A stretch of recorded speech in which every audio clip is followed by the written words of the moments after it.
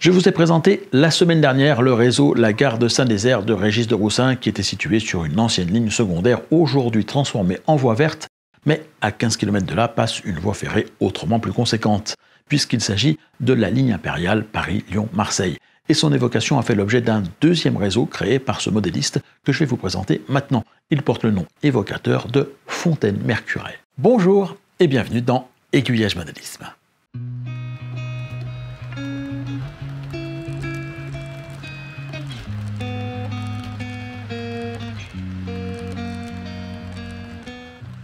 Chez Régis de Roussin, il suffit de passer une porte pour se retrouver plongé dans un tout autre univers, où les trains qui se faisaient lents et peu nombreux à Saint-Désert sont tout à coup beaucoup plus actifs. Nous sommes pourtant à la même époque, dans les années 50, au moment où la ligne impériale vient d'être électrifiée en Bourgogne. Dans la même région, les deux lignes sont d'ailleurs raccordées à peu de distance de là, au niveau de la gare de Chalon-sur-Saône. Pourtant, nous sommes déjà transportés dans un tout autre monde. Bien sûr, pour réaliser cette nouvelle maquette, il a fallu faire avec la place disponible et des choix par conséquent. Le plus logique, c'était de prendre la gare de Chalon. Mais bon, c'est un monument, la gare de Chalon, donc ici, ça n'allait pas. Donc j'ai choisi quelques endroits qui me semblaient caractéristiques de la région. De ce côté-là, c'est au niveau de Chagny. Le train passe sous le canal. On a donc un pont-canal à l'heure actuelle. Mais avant 1973, c'était un tunnel de 80 mètres. Donc c'était la galerie du canal, c'était le nom qu'on lui donnait. Et en 73, il y avait des fuites, donc ils ont été obligés de le modifier, passer à un pont. Donc dans les années 50, il existait. J'ai donc fait un petit tunnel donc, de 50 cm à peu près de longueur, avec dessus une portion du canal du centre, une péniche, maison, et une traction hippomobile, puisqu'elle existait encore jusque dans les années 55. À côté, donc, la gare que j'ai choisie, c'est la gare de Fontaine-Mercuret, donc, qui est une gare qui dessert les deux villages. Alors, Mercuret, ça dira quelque chose aux amateurs de vin, puisqu'il est quand même assez connu. Et puis, donc, en face, j'ai la marchandise, plus des petits bâtiments, l'abri de quai, les toilettes en face, un petit bâtiment réduit de rangement de l'autre côté. J'ai pu faire tels qu'ils sont à l'heure actuelle, ils n'ont jamais été rénovés. Donc, ça me faisait une bonne base de construction. La maison de PN à l'extrémité, là-bas, qui est une maison PN Sud, PN Sud Modélisme. Et après, la voie s'en va donc en dessous en passant dans un tunnel. Alors ce tunnel passe sous une colline qui existe en réalité. C'est une colline qui se trouve en face le village de Fontaine. C'est la colline Saint-Hilaire. Et on voit au-dessus, donc en photo, une tour qui est la tour Saint-Hilaire. Et puis plus loin, donc comme autre lieu, j'ai le château de Ruilly. Alors Ruilly, c'est également connu pour ses vins, plutôt blancs. Donc ce château, c'est un château qui est en photo, et devant, il y a donc, comme en réalité, des vignes, c'est des vignes qui appartiennent au château, et donc j'ai reconstitué l'ensemble. Donc on a une double voie de parade tout autour, et puis il me restait à boucher en quelque sorte les deux rampes hélicoïdales du point de vue décor. Donc la première, j'ai construit un petit dépôt vapeur, alors imaginaire bien sûr, qui est relié à la double voie, où on trouve quand même tous les accessoires et les bâtiments à peu près d'un dépôt vapeur. J'ai pu à peu près tout loger. Ici, notamment, on a le château d'eau, qui est le château d'eau situé à côté du club RMC 71 à Châtenois. Bon, je l'ai réduit un petit peu, parce qu'autrement, il est en réalité trop volumineux. Donc, il est toujours dans cet état-là à l'heure actuelle. Et puis, comme rotonde, j'ai choisi la rotonde PLM d'Autun, parce qu'elle me plaît, de chez Architecture et Passion. Et ça m'a permis de réutiliser donc une plaque tournante que j'avais sur mon ancien réseau. Alors, c'est du maison également, elle n'est pas indexée, elle fonctionne avec 2 transfo JOEF.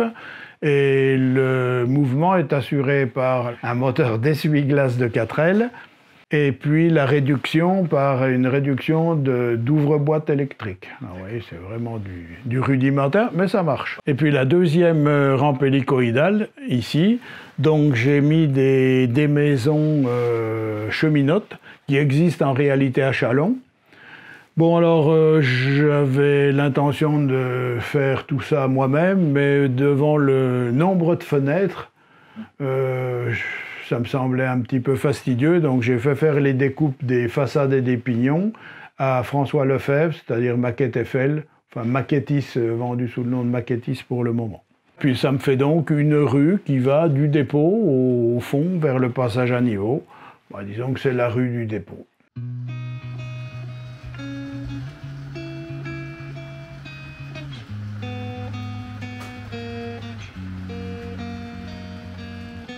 Fontaine-Mercurey a pris la place d'un ancien réseau que Régis avait construit quelques années auparavant. Ne pouvant pas pousser des murs ni déplacer portes et fenêtres, il a cherché à optimiser au mieux la surface dont il pouvait disposer dans cette pièce de sa maison. C'est une petite pièce. Bon, j'aurais plus grand, ça serait mieux, mais enfin j'ai déjà une petite pièce, donc je ne vais pas me plaindre. 3,40 m sur 3 mètres. Donc tour de pièce avec la porte, la fenêtre, ça n'allait pas. J'ai fait un réseau un petit peu plus classique, avec le fond qui sera en tour de pièce, et puis après on revient, donc ça fait un ovale, au centre duquel je peux me mettre pour commander, faire fonctionner les trains.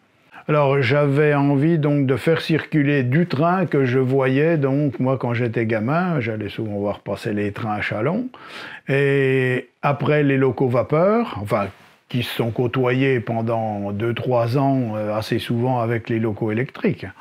Donc je voyais les BB 8100, les 2D2 9100 et les CC 7100 avec les trains qui circulaient à l'époque. Donc j'avais envie de faire circuler des trains en automatique.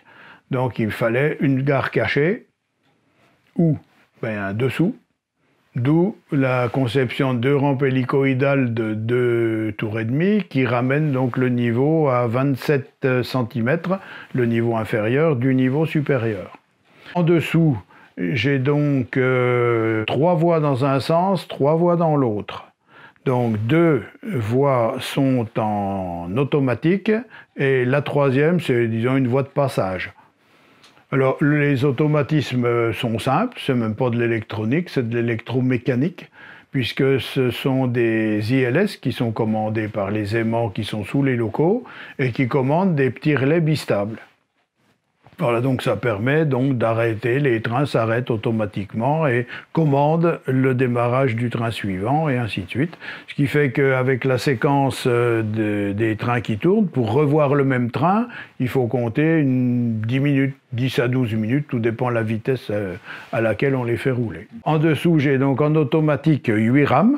4 dans un sens, 4 dans l'autre, plus 2 autres qui sont actuellement sur la voie de passage. Alors ces 2 rames-là, le Mistral année 54 et le train bleu, sont donc en digital, éclairés, quand il y a besoin. Et donc là, c'est un fonctionnement un petit peu plus intéressant, éclairage des voitures, traction avec une 231G ou une 241P, et puis une CC 7100 de chez RE.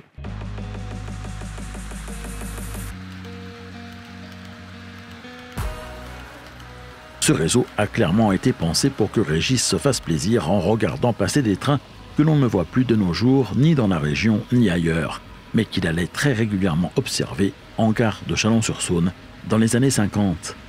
Pour sa maquette, il a retenu l'année 1954, puisque c'est celle à partir de laquelle il se souvient que les CC 7100 arboraient la plaque Mistral à l'avant. En gare de Fontaine-Mercurey, où se trouvait une courte voie en impasse d'une longueur de 30 mètres, mais surtout au niveau du dépôt, il est possible de reprendre le contrôle de l'évolution des trains sur le réseau pour se livrer à des manœuvres. Ainsi, le plaisir du jeu est complet. S'il n'a pas pu reproduire chez lui la gare de Chalon-sur-Saône, par manque de place, Régis a pu se consoler en le faisant dans le cadre du RMC 71, le rail modélisme châtenoyen dont il est membre et dont je vous ai présenté les réseaux et les activités il y a peu sur cette chaîne. Si vous avez loupé ces reportages, vous pouvez les revoir en cliquant sur la vignette qui s'affiche ici. Et en attendant, je vous retrouve la semaine prochaine sur cette même chaîne pour continuer à parler modélisme ferroviaire, mais dès jeudi sur la chaîne Aiguillage pour partager avec vous mes plus récentes découvertes ferroviaires.